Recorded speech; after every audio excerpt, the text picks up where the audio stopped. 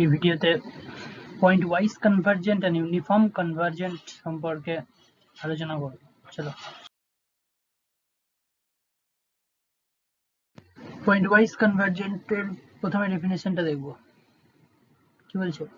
বলছে let D is a subset of R and for every n belongs to natural number and x belongs to capital D, let fn D থেকে R be a function, then the sequence of function fn is said to be pointwise convergent if limit n tends to infinity fn of x সমান f of x exists.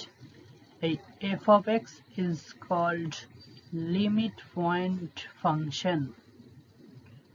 এবার limit n tends to infinity fn of x সমান f of x, এখান থেকে limited definition থেকে কি দেখা যায়? Limited definition থেকে দেখা যায় কি mod of fn of x minus f of x less than epsilon. সুতরাং এই limit n tends to infinity fn of x equals to f of x exist, এখান থেকে আমরা পয়েন্ট ওয়াইজ কনভার্জেন্সের এপসাইলন ডেল্টা ডেফিনেশনটা দেখব।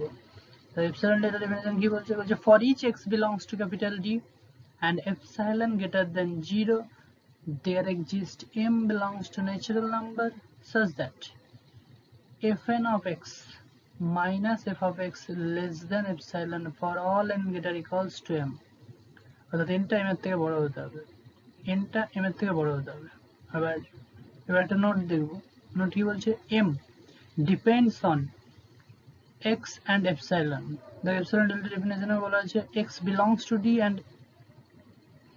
m belongs to কি capital N, epsilon greater than 0।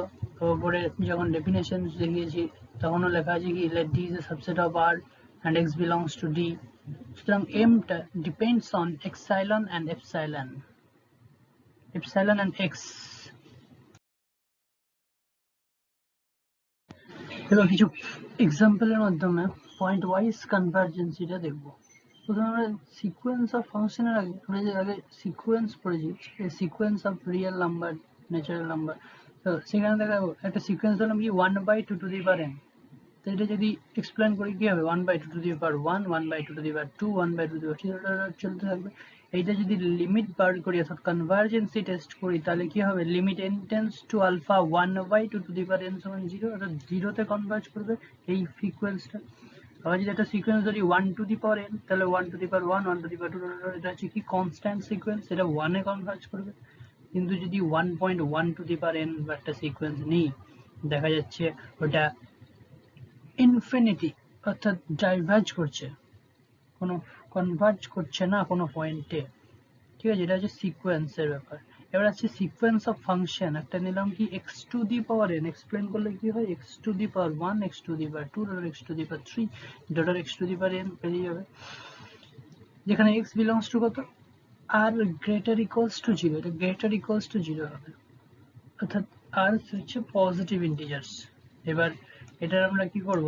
Limit বার করব কনভার্জেন্সি টেস্ট করার জন্য। দেখা যাচ্ছে কি x এর মান যখন 0 less equals two x less than 1, তখন x এর মান তখন limit n tends to infinity x to the power n এর মান 0। x এর মান যখন 1 তখন limit n tends to infinity x to the power n এর মান 1। x এর মান 1 এর থেকে বড় হলে limit n tends to infinity x to the power n এর মান ইনফাইনাইট। সুতরাং দেখা যাচ্ছে যে sequence of function কনভার্জেস point wise on the interval closed interval 0 থেকে 1, অর্থাৎ এই জায়গাটাতে, অর্থাৎ বলছে কি 0 থেকে 1 এর মধ্যে আমরা কনভার্জেন্সি পাচ্ছি 0, 1, কিন্তু x এর মান 1 এর থেকে বড় হয়ে গেলে ইন ডাইভার্জ করে যাচ্ছে, অর্থাৎ পয়েন্ট ওয়াইজ কনভার্জ করছে। x equals to x to the power n গ্রাফটা f of x is equal to x to the power n যে ফাংশনটা আছে ওটা পয়েন্ট ওয়াইজ কনভার্জেন্স কিনা সেটা আমরা গ্রাফিক্যালি দেখবো এবার। ঠিক আছে, তাহলে x অ্যাক্সিস y অ্যাক্সিস নিলাম, 0 0 পয়েন্ট থেকে এবার x এর মান n এর মান বাড়াতে থাকবো।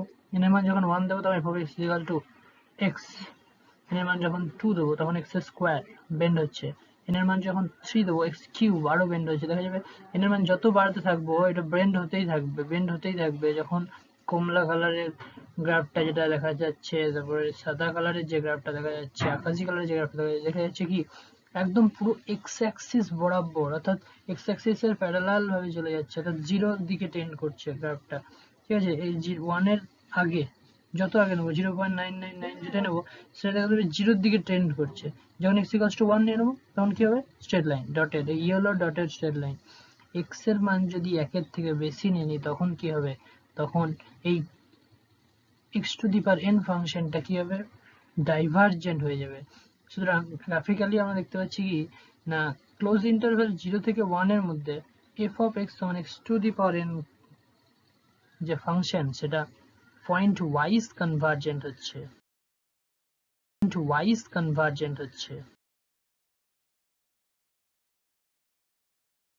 বেশ আর একটা এক্সাম্পল দেখছি। if n belongs to natural number defined by fn of x সমান কত, sin nx by n x belongs to real number. তো কনভার্জেন্স টেস্ট করার জন্য আমরা প্রথমে limit n tends to infinity sin nx by n এর মান বার করছি। তো sin nx আমরা জানি -1 থেকে 1 এর মধ্যে, তাহলে এটা ফাইনাইট ভ্যালু পাবো। আর 1 by n tends to infinity, তাহলে ইনফিনিটি, তো ইনফাইনাইট ভ্যালু বা ইনফিনিটি ভ্যালু সমান 0। So it is point wise convergent at 0। বেশ, এবার point wise convergency of sin nx by n যে ফাংশনটা নিয়েছি সেটা একটু গ্রাফের মাধ্যমে দেখব। এই পয়েন্টগুলো দেখার দরকার নেই, জাস্ট sin nx এর গ্রাফটা কিরকম হয়, একদম উপরে যে গ্রাফটা বলছি সেটা কথা বলবো। এই লাল রঙের যে গ্রাফটা এরকম হয় sin nx এর গ্রাফ। এবার দেখা যাবে এই sin nx by n এর ক্ষেত্রে n এর মানটা আমি যত বাড়াতে থাকবো তত গ্রাফটা এই লাল গ্রাফ থেকে আস্তে আস্তে আকাশি গ্রাফে আসবে, আকাশি গ্রাফে আস্তে আস্তে গেরুয়া গ্রাফে আসবে, তারপর আস্তে আস্তে কি হবে, এই ব্লু গ্রাফে চলে আসবে।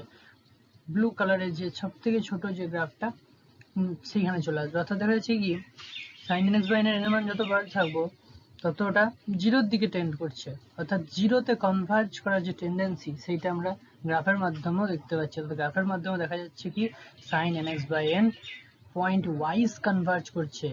এটাকে আরেকভাবে বলা যায়, এই sin nx এর এই গ্রাফটা, এই লাল গ্রাফটা, এটাকে যদি আমরা টানি, ওই গ্রাডার যেমন টানে, তাহলে দেখা যাবে আস্তে আস্তে কি হবে, এই একটা স্ট্রেট লাইনের আকার নিয়ে নেবে, অর্থাৎ কি ওই জিরোর পয়েন্ট বা ওই পয়েন্টের দিকে কনভার্জ করছে। So it is point wise convergence.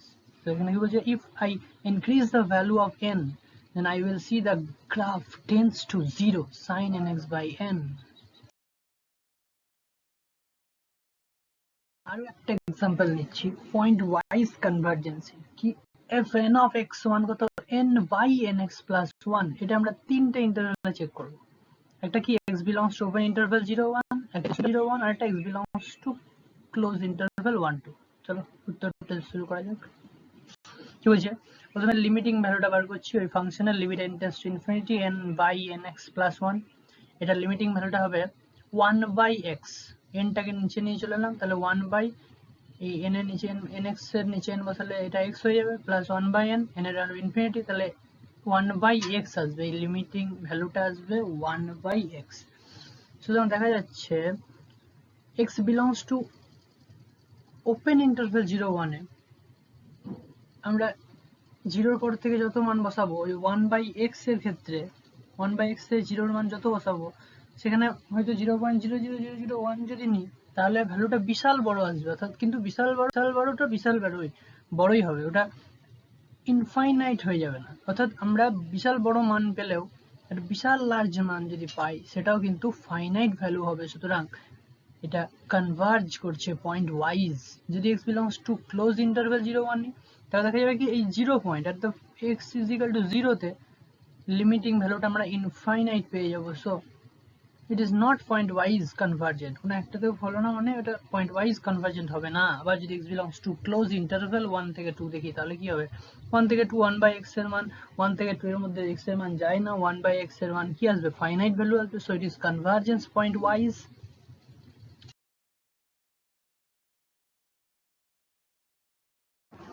তাহলে এবার আমরা f of nx সমান n by nx plus 1 এই যে ফাংশনটা আছে এটা পয়েন্ট ওয়াইজ কনভার্জেন্স এটা গ্রাফের মাধ্যমে দেখব। তো গ্রাফের মাধ্যমে দেখছি কি এই যে কমলা কালারের যে গ্রাফটা টানা হয়েছে এটা হচ্ছে f of x is equal to 1 by x। এরপর এই দেখা যাচ্ছে কি f of x is equal to nx n by nx plus 1 যে গ্রাফটা হচ্ছে সেই গ্রাফগুলো প্রথমে দেখা যাচ্ছে এই যে সবুজ যে গ্রাফটা আছে সেরকম হচ্ছে, তারপর আস্তে আস্তে n এর মান যত বাড়তে থাকবো দেখা যাবে এই বেগুনি কার্ভটার মতো হয়ে যাচ্ছে, তারপর n এর মান আরো বাড়তে থাকলে এই লাইট যে সবুজ আছে সেরকম হয়ে যাবে, তারপর আস্তে আস্তে এই ডিপ সবুজ যে কার্ভটা আছে ডটেড কার্ভ সেই রকম হয়ে যাবে। আস্তে আস্তে দেখা যাবে কি এই n বাই nx প্লাস 1 গ্রাফটা 1/x গ্রাফের দিকে টেন্ড করছে, অর্থাৎ 1/x গ্রাফে কনভার্জ করছে। সুতরাং গ্রাফ থেকে বোঝা যাচ্ছে কি fn of x মান n বাই nx প্লাস 1 যে ফাংশনটা আছে সেটা পয়েন্ট ওয়াইজ কনভার্জেন্সি হচ্ছে। আগে আমরা দেখলাম কি পয়েন্ট ওয়াইজ কনভার্জেন্সি দেখলাম, এবার আমরা ইউনিফর্ম কনভার্জেন্সিটা কিভাবে দেখব। তো ইউনিফর্ম কনভার্জেন্সি শুরু করার আগে আমরা একটা কনসেপ্ট ক্লিয়ার করব, সেটা হচ্ছে কি এ একটা টার্ম নিলাম, ঠিক আছে, from real number, a belongs to real number, আর একটা ইকুয়েশন নিলাম কি mod of a minus 4 less equals to 1। এবার দেখব এর কোন কোন মানের জন্য এই টার্মটা এই যে ইকুয়েশন সেটা স্যাটিসফাই করছে। আমরা একটা রিয়েল নাম্বার রাখলাম 1 2 3 4 5 পর্যন্ত, দেখা যাচ্ছে এর মান যদি 2 বসাই তাহলে 2 মাইনাস 4 মড অফ করলে 2, 1 less equals two mod of minus 2 হচ্ছে না, অর্থাৎ 2 এর জন্য স্যাটিসফাই করছে না। দেখা যাবে 3 এর পর থেকে, 3 নয় 3 এর পর থেকে 5 এর আগে পর্যন্ত, ঠিক আছে, যে জায়গাটা আছে ওইখানে যত মান আছে সমস্ত মানের জন্য এই ইকুয়েশনটা স্যাটিসফাই করবে mod of a minus 4 less than 1। সুতরাং এই 3 থেকে 3 এর কিছুটা পর থেকে 5 এর কিছুটা আগে থেকে একটা ইন্টারভ্যাল বা 40 কল্পনা করলাম, তাহলে দেখা যাচ্ছে কি এই 40 এর মধ্যে ওই কন্ডিশনটা স্যাটিসফাই করছে, যে সেটাই করলাম। এবার আমরা গ্রাফিক্যালি দেখবো একবার। তো গ্রাফিক্যালি দেখছি প্রথমে এই সবুজ রঙের যে জায়গাটা আছে এখানে একটা এক্স অ্যাক্সিস ওয়াই অ্যাক্সিস নিয়েছি এবং এটা এফ অফ এক্স নিয়েছি আমরা, একটা ছোট্ট অংশ নিয়েছি এফ অফ এক্স কার্ভের, এটা উপর দিকে বাড়ানো যাবে নিচের দিকে বাড়ানো যাবে, আর জি অফ এক্স একটা কার্ভ নিয়েছি, আর এদের ডিস্টেন্সটা বলছি এপসাইলন, ঠিক আছে। এবার আমরা একটা ইউনিফর্ম মানে একটা কন্ডিশন যেটা আছে সেটা একটু দেখবো গ্রাফের মাধ্যমে, যে কি mod of f of x minus g of x less equals to epsilon, এই কন্ডিশনটা যদি স্যাটিসফাই করে তাহলে আমরা তাকে কি বলবো ইউনিফর্ম কনভার্জেন্স।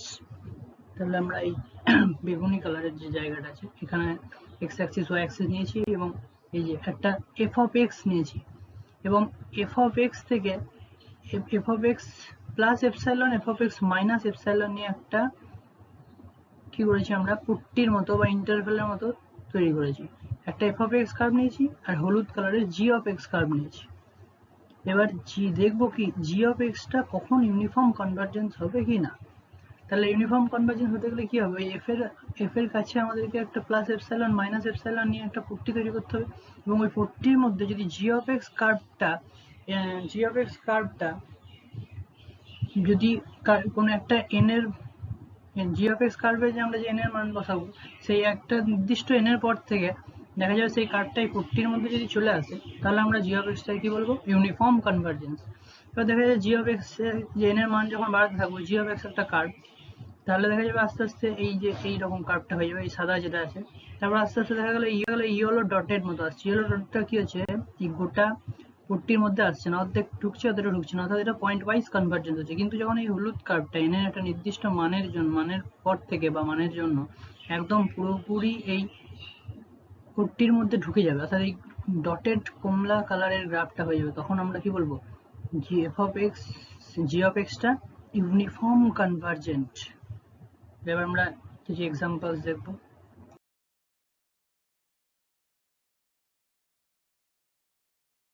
আমরা একটা এক্সাম্পল নিলাম fn of x n belongs to natural number x square minus 1 by n, যেখানে x belongs to real number। আমি x belongs to একটা যে কোনো ইন্টারভ্যাল ধরে নিচ্ছি, open in closed interval a b। এবার এই x স্কয়ার মাইনাস 1 এই ফাংশনটাকে আমরা যদি এক্সপ্লেন করি তাহলে কি হবে x square minus 1 x square minus 2 dot চলতেই থাকবে। এবার এটাকে আমরা লিমিট বার করব, এই fn of x এর লিমিট বার করলে দেখা যাচ্ছে x স্কয়ার আসছে, ঠিক আছে, x স্কয়ার আসছে। এবার এইটা আমরা গ্রাফের সাহায্যে দেখবো এটা ইউনিফর্ম কনভার্জ করছে না পয়েন্ট ওয়াইজ করছে না কি হচ্ছে। চলো এই কালো জায়গাটাতে এখানে এই গ্রাফের মধ্যে আমরা একটু বুঝবো। যে আমরা এই এক্স স্কোয়ার মাইনাস ওয়ান, এই হলুদ রঙের যে কার্ভটা আছে সেটা হচ্ছে এক্স স্কোয়ার মাইনাস ওয়ান, আর কমলা কালারের যে কার্ভটা আছে সেটা হচ্ছে x square F of x, সেটাকে বলি আমরা, এটা হচ্ছে এক্স এফ অফ এক্স। তাহলে আমরা দেখবো কি এক্স স্কোয়ার মাইনাস ওয়ান কার্ভটা কি হচ্ছে, ইউনিফর্ম কনভার্জেন্স হচ্ছে না কি হচ্ছে, মানে এই x square minus one by n, যদিও এখানে এন এর মানটা ন্যাচারাল নাম্বার, তাহলে এন এর মান এক থেকে শুরু করলে প্রথমটা হচ্ছে কি x square minus one. N এর মান যত বাড়াতে থাকবো দেখা যাবে কি আস্তে আস্তে এটা এই ইয়েলো ডটেডে চলে আসছে, তারপর আরো একটা এই ছোট ইয়েলো ডটেডে চলে আসছে, আস্তে আস্তে আস্তে আস্তে কি হচ্ছে একটা নির্দিষ্ট ফাংশনের দিকে টেন্ড করছে, আর সেই ফাংশনটা কি এক্স স্কোয়ার, অর্থাৎ এক্স স্কোয়ারের দিকে কিন্তু কনভার্জ করছে, এটা নির্দিষ্ট ফাংশনের দিকে কনভার্জ করছে, খাস ফাংশনের দিকে কনভার্জ করছে। এবার পয়েন্ট ওয়াইজ দেখতে গেলে আমাদের কি করতে হবে, ওই যে ফাংশনের দিকে কনভার্জ করছে অর্থাৎ এক্স স্কোয়ারের প্লাস এপসাইলন মাইনাস এপসাইলন নিয়ে একটা পট্টি তৈরি করতে হবে, তো আমরা সেটাই করেছি, এক্স স্কোয়ার এর সঙ্গে প্লাস এপসাইলন নিয়ে একটা আকাশি ডটেড আর মাইনাস এপসাইলন নিয়ে একটা আকাশি ডটেড কার্ভ তৈরি করে একটা পট্টি তৈরি করেছি। দেখা যাচ্ছে এই x square minus one by n কার্ভটাতে এন এর মান যদি আমি 10 বসাই, ঠিক আছে, তাহলে 10 যদি 5 6 বসাই তাহলে দেখা যাবে ইয়েলো ডটের মতো হয়ে যাচ্ছে, কিন্তু যখন 10 বসাবো তখন দেখা যাবে ওই ইয়েলো ডটেড কার্ভটা একদম ওই আকাশি যে দুটো কার্ভ আছে তার মধ্যে ঢুকে যাবে, অর্থাৎ ওই পট্টির মধ্যে এই x square minus one by n একটা এন এর নির্দিষ্ট মানের পর থেকে ওই পট্টির মধ্যে ঢুকে যাবে, আর এক্স দেখা যাবে এন এর মান যতই বাড়াই সেটা এক্স স্কোয়ারকে ছাড়িয়ে যাবে, অর্থাৎ ওই পট্টির মধ্যেই থেকে যাবে, এন একটা নির্দিষ্ট মান আমরা ধরলাম 10, অর্থাৎ 10 এর পর থেকে যত মান হবে সমস্ত মানের জন্য ওই একটা ইন্টারভ্যাল যদি এ থেকে বি ধরি তাহলে কি হবে, ওই এ থেকে বি ইন্টারভ্যালের মধ্যে ওই fn of x uniformly converge করবে, অর্থাৎ ওই এই ইন্টারভ্যালে x এর যে কোনো মানের জন্য কনভার্জ করবে। সো গ্রাফের সাহায্যে দেখা যাচ্ছে কি এটা ইউনিফর্মলি কনভার্জ করছে। গ্রাফ এক্সাম্পলের মাধ্যমে ইউনিফর্ম কনভার্জেন্স জিনিসটা কি সেটা আশা করছি বোঝা গেছে। এবার আমরা দেখবো ওটার ডেফিনেশনটা, অর্থাৎ ল্যাঙ্গুয়েজটা কি বলে। Let fn of x be a sequence of function on a common domain D. For a given epsilon greater than 0, there exists m belongs to natural number such that fn of x minus f of x less than epsilon n greater equals to m for all x belongs to D. অর্থাৎ এখানে x এর কোনো কিছু বলা নেই, m টা শুধুমাত্র depends করছে অন এপসাইলন অনলি, এখানে m টা শুধুমাত্র এপসাইলনের উপর ডিপেন্ড করছে। আগে আমরা পয়েন্ট ওয়াইজ দেখিয়ে দেখেছি m টা x আর এপসাইলন দুটো জিনিসের উপর ডিপেন্ড করছে। আর ইউনিফর্ম কনভার্জেন্স হতে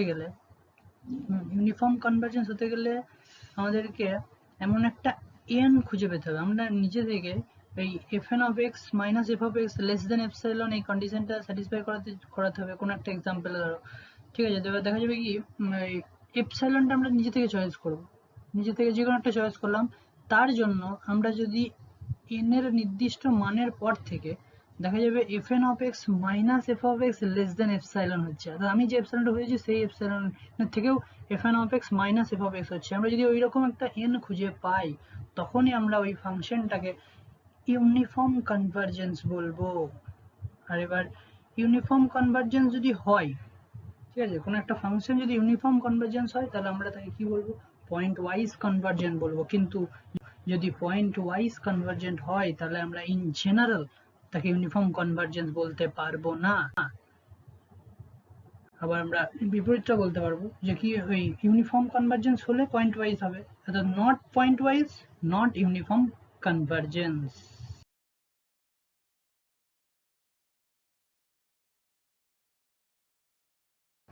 Thanks for watching. If you have any doubt, you can comment me.